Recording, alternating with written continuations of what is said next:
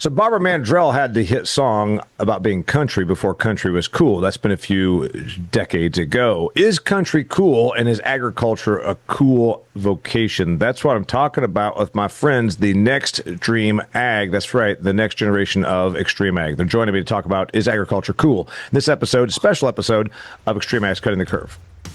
Welcome to Extreme Ag's Cutting the Curve podcast, where real farmers share real insights and real results to help you improve your farming operation. This episode is brought to you by Teva Corp, providing farmers with the most technologically advanced products and innovative ideas to meet their quest for higher yields, top quality, and maximum profit. Visit tevacorporation.com. And now, here's your host, Damian Mason. Hey there, welcome to another fantastic episode and a special episode of Extreme Ag's Cutting the Curve. I've got the Next Dream Ag, as I call them. These are the young guns, although admittedly they're not as young as they once were when I first joined these people and working with them. So a year ago, we put out a special series, 4 episodes, sponsored by our friends at Teva, talking to the next generation of Extreme Ag. Well, we're doing it again, 4 cool episodes talking about things from their perspective. Most of these folks are in their 20s. A couple of them are now into their 30s. A couple of them have gotten married, had some kids. It's all about change. Well, right now, I'm going to ask him, are you still excited to be in this business? Is agriculture still cool? We were recording an episode of The Granary, and Temple Rhodes brought this up, and he said, here's the deal. Country wasn't cool. Agriculture wasn't cool when we were young coming into it. You're almost embarrassed to say I farm. But then all of a sudden, there's this country music renaissance. There's this whole new thing that it's cool to be an ag. I said, maybe it's just because things are really good and ag's making a lot of money a few years ago. Is that still the case? So I'm asking these folks, is country cool? And more importantly, is agriculture still a cool place to be? Lane, we were just at your field day. Seems like it was pretty cool. Is it a cool place to be? Yeah, I mean, it's I guess it'd be more, quote unquote, trendy now, especially for people that were, raised in a rural area, not necessarily an ag area, because I know of several of my friends that have come from, places over west of here that was all pines and whatnot. Everybody wants to kind of gather our way. Everybody wants to be in the Delta, be in some sort of ag, whether or not it's in Helena or Greenpoint or any of those, retail places. It's beginning to be a little bit more cool. This year in particular, my opinion, it's not real cool. It's not real good right now. But we still got the fire. We still got the place in our hearts that we all love ag and try to make it better for everybody.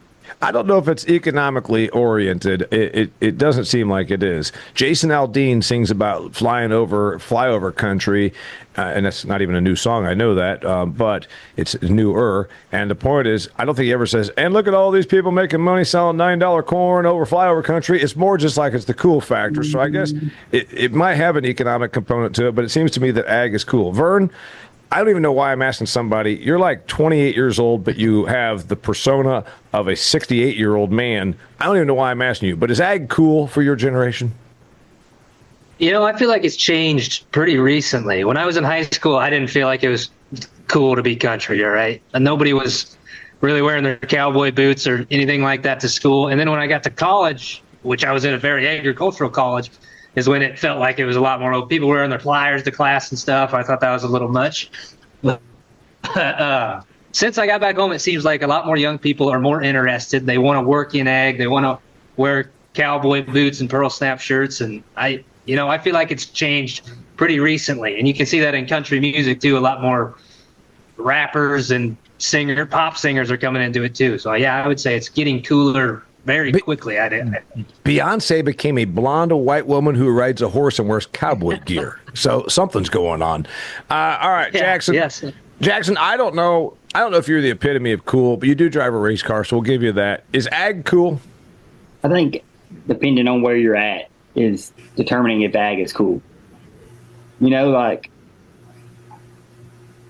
where we're at in the city, when I go down the road, I get told a lot I'm number one, so I don't know if a lot of people, depending on where you're at, if you're in more of a farming location, I think, yeah, it is cool. But if you're more in the city where the city's overtaking you, I'm like, I don't know if people actually look at farmers as a good thing anymore, So that thing is, it's always been us that are in it. We're in it. I remember being sort of embarrassed, and I remember, and I'm from a rural, not as rural as say where maybe Lane is, but where I'm an FFA and 4-H and a farm kid driving a farm truck to school or football games, and like your buddies would kind of wisecrack on you. Hey, you didn't have time to clean up before you came to practice, all that kind of stuff. It was good-hearted. It was that kind of thing. But I had a little bit of an embarrassment always about being, the ag kid, I guess, growing up. And I just think it's maybe not as much there. And I almost wonder if it's because there's fewer of us even now than there were 40 years ago when I was a kid. And it seems to have less of an embarrassment factor than it did. Danielle, you're sharp. What do you think? You nodded your head over one of those things. So, I mean, I do think that there's definitely it's coming around to be a more popular decision to be in ag, but I also think, we hit a time during COVID where everybody was starting to realize where their food come from. So I think ag's getting more of a attention now. Yeah. People are paying attention to the details, and now they're wanting to learn more about it. And I think that's part of what is making it cool, is they're wanting to learn more about where their food's coming from. I'd say that thing of 6 years ago, 5 years ago, when folks went to the grocery and there was like people fighting over toilet paper and there was no meat available and canned goods. I don't know if that's what made ag cool, but it sort of gave a little appreciation. I mean, that'll wane over time, but we're still coasting a little bit on an appreciation of the food and food security, if you will. People got scared. Folks, normal Main Street got a little scared, dude. Accurate assessment. Definitely. All right, Caleb, you tell people, you walk in to a room. What do you do? I work for a company called Teva. It's a family business. Oh, what do you do? Oh, we make products for agriculture. Oh, you're the people that are poisoning our food. I mean, I don't know if that's really what happens or not, but no, the number one joke is, oh, you make fertilizer. Seems like a crappy job every time without fail. I mean, I think it depends where you're at. Like Jackson was saying, I mean, we're down here in the Boot Heel. We got two towns that are within 3 miles of each other. And the one I went to school at, absolutely, farming was not, cool. They were all a bunch of hicks over there in the other town. It was the more agriculturally based town. And so it's changed now. But it was definitely the culture, 15 years ago. And now, COVID has definitely driven people, like you said, food security, thinking about it. I have had more friends decide that they need to start homesteading and do their own farming and do their own gardening and got to get chickens and rabbits and to goat for milk and stuff. I've had more of them talk about it in the last 3 years than I did the rest of my life. I got to tell you that I'm sure there are a bunch of people my age that are doing that as well. But when I look at all of these folks, I got two of them at stone's throw for me because I'm not that far outside of town. The 5-acre, I want to be pretend farm with chickens and all this. And they're your age. They're not my age. They're like 30-year-old types, and they're all into it. So you talk about ag being cool. They're so cool. They're putting their money where their mouth is, at least. I mean, they still go to the grocery, and they'll say things like, I grow all my own food, and said, actually, that's not true. You produce 2 dozen eggs a week and some parsley. But anyway, yeah, that's a real thing right there, that whole homesteading thing. One of my best friends, they just bought 11 acres, and his wife is convinced they're going to get all those animals I just listed. They're going to get every single one of them. They have yet to realize that they got 3 kiddos to keep up with beyond chickens and the goat and all that other stuff. But they'll do it and they'll figure it out and they'll do an awesome job at it. So Alexander, it's definitely cool. Alexander's nodding his head. All right, here's the deal. We just went from is ag cool to now this idealism of two chickens and a cow and straight out of like a kid's fairy, a children's book. Yeah, so I mean, like our high school, we're all in a rural area. I mean, farmland all around it, and kind of like what Danielle was saying with COVID, kind of opened everybody's eyes. Is like, there was people in my high school. Again, we're surrounded by ag, surrounded by farm fields, and they had no idea what was going on, or a tractor or whatever. And I think it's not more of ag is cool, but the driving a tractor and like driving the equipment is what they think is cool. I feel like around here. But it's I was not, going to say lifestyle. I think it goes to what Yeah. Caleb's was. It's the ideal Yes. of the lifestyle. Yes, 100%. It's the idea of, oh, we get to drive tractors, we get to drive this big machinery, but that's like 1/3 of the year. All the other time is Right. turning wrenches and working on stuff and all that. So I think it's more of the idea of, oh man, that looks cool, and I think that's where the misconception comes in. Yeah, there's an exuberance, if you will, about the lifestyle or the perceived lifestyle, right? Yeah. They don't realize that actually Danielle's got a sick kid and she's trying to plant corn, hauling a little kid around. And also the crop you're planting is probably going to sell for just about exactly what you're paying to put it in. The financial aspects of it or the seasonality stress, all that stuff does not fit it's like a country music song, but without the getting arrested and losing your house trailer. You know what I mean? Like that's the other part of it they're excited about. Yeah, absolutely. By the way, see, Caleb, that's funnier than fertilizer crappy job, isn't it? Right there. See, I just came up with that. All right. So going back to my starter here, Lane. Lane, I think that when we heard Alexander, who lives next door to a metro area, and you obviously are in pretty far a sparsely populated rural area. Do you think there's a difference? Because I almost think that Alexander's a little off, or certainly even Jackson. He says he has people that resent him or whatever because you're holding up traffic or whatever. I think that there's more urbanites and suburbanites that are pining for thinking ag is cool. Those of us that are living it, great if you think it's cool. But I think that the suburban crowd is more enamored with this than sometimes even we are.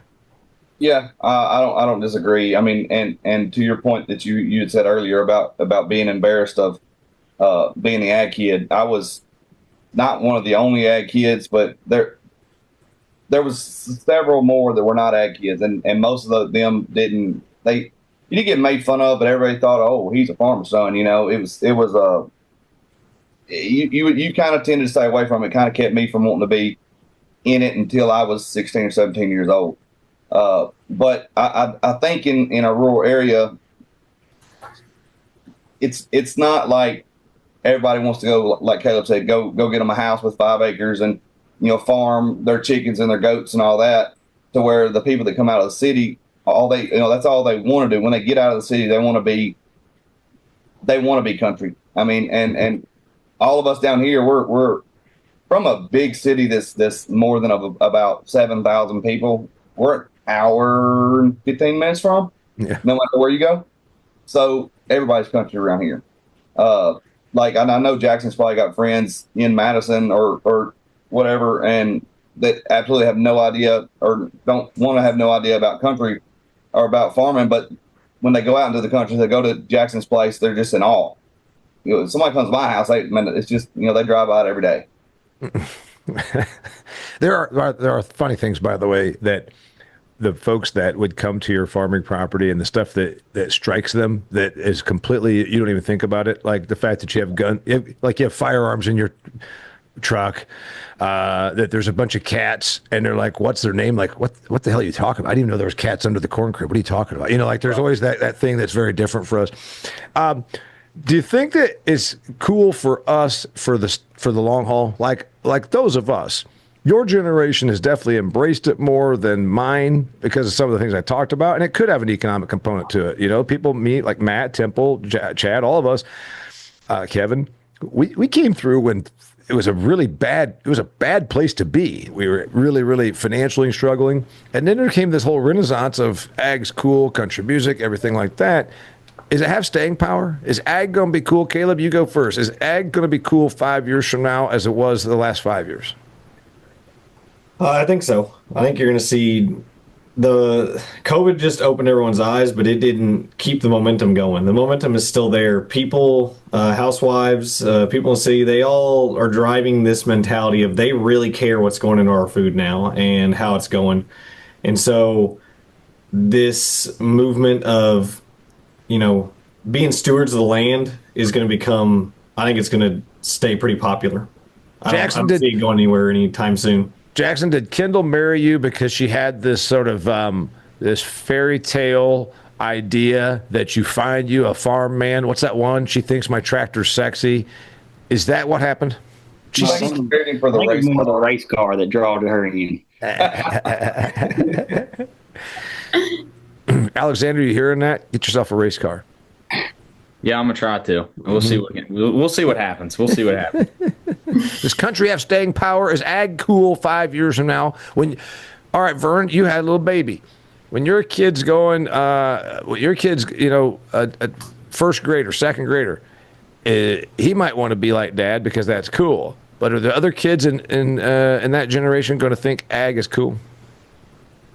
Yeah, I think it's got staying power because I think probably one of the things is as less and less of the population is involved in farming, there's a little distance from it and you romanticize it more. So I think, a couple generations ago, what percentage was versus now, that I think all these people think like my grandpa was a farmer. We don't do that anymore. That would be a way, like, because it's something different. You're not working a 9 to 5. You're tied to the land somewhat. I think you're accurate about that, and the romanticism of it. I wanted to be a cowboy when I was 6. And I had the boots. Anyway, so incidentally, you should have seen at the field day when Matt Miles took the stage and was picking on the Texas Todd Kimbrell and this guy from Dow City, Iowa, who both run around in their cowboy hats. He said, you might notice these two guys in their cowboy hats. Just real quickly, how many horses do you have, and how often do you ride a horse? It was funny. So Matt said, you know what he's going to do in the future? He's just going to show up at Extreme Ag meetings wearing a helmet, and I'm going to show up in leather chaps, and we're going to say we just rode in. I mean, I love it. In our Ford Taurus. We just rode in our Ford Taurus. We're going to dress like bikers and actually drive a Ford Taurus. Danielle, is ag going to be cool when little Barrett? Bo. When Bo's down the road here, is ag gonna be cool? I think it will be. I think it's definitely come back around. It's kind of skipped a few generations and now it's starting to get back. Everybody wants to be involved in it. I think there's probably something to that. All right, so my last couple thoughts here, and I want to hear from everybody on this. Before I do, I want to remind you, this special episode is brought to you by Teva. Teva Ag is the website if you want to learn more about it. Real quickly, Caleb, when someone says, all right, but it's on the crappy job thing, when they say, what's Teva Ag do, you tell them? I tell them we work in nutrition and fertility. We're the people that we were doing this kind of farming before it was cool. We've been doing it for 46 years now. This sustainable farming or regenerative ag, as it's being called now, we've been in that slot for a long time. And so our job is to help you figure out what you need to do in your operation. And that means sometimes I'm going to have the answer, sometimes I'm not going to have the answer, but we're going to figure it out together, and we're going to help you do the best you can on your operation. If you're listening to this special episode of the Cutting the Curve with the XtremeAg, meaning the next generation, and you're listening, or if you're watching right here, I just pulled up their website on my phone. It's Teva Ag, Teva, TevaAg.com. No single product can solve your fertility problems, but a total fertility program can. You can find out more from Caleb, his dad, Mark, and the rest of the crew over there at Teva Ag. All right, so Jackson, besides the race car, et cetera, when I think about ag being cool, and we go back to that question we asked in a previous episode about keeping the next generation in it. Ag has to have the cool factor, and I think it is a lifestyle that's going to be the draw. I think we are going to have some economic challenges moving ahead. It seems to me, because we recorded this a year ago, and the economic picture has not improved since then, I think it's going to have to retain its cool factor to retain people that want to be in it, because it's probably not going to be the huge economic draw. Is that an accurate analysis? I would say so. I mean, in the next 10 years, I'm excited to see where stuff is going with it. Technology and everything that's coming out, seeing how far they can take equipment and what stuff does. So I think ag has no choice but to be cool in the upcoming years. Caleb, I would say that Vern's right on that. It's the romanticism. And, like Danielle or, Caleb's friends, your friends that want to have, to them, what's cool is the romantic vision of I'm out here, in the country, and it's something like the Dutton boys on Yellowstone. And why the people in our industry think it's cool is completely the opposite. It's not about the romantic vision of building campfires or split rail fences. It's about automated tractors. I'd agree with that. I mean, how can you be excited about the same stuff when all you see is the surface level? You see the outside, you see whoever country music star up there singing about their truck and their girl and all this, their beer and all this stuff. I mean, there's a whole different level when you get inside of it. We talked about earlier, they don't see the other 2/3 of the year, but we do. And we're excited about all the stuff that's happening year round, all the stuff that's coming up. Well, I have too, but I got a full confession. I've created my hobby farm out here because of that other stuff. The trucks with firearms and beers and making my own pickles. Really, that was it for me. It's not about all the stuff that you guys are geeking out about. Vern, what do you think? It was purely about a lifestyle play for me. Yeah, the lifestyle's pretty good when it's going good, pretty bad when it's going bad. Alexander, you can peel off at any point, or Danielle. Danielle's got good stuff to say. By the way, I remember my 19 years old, got my job at the factory.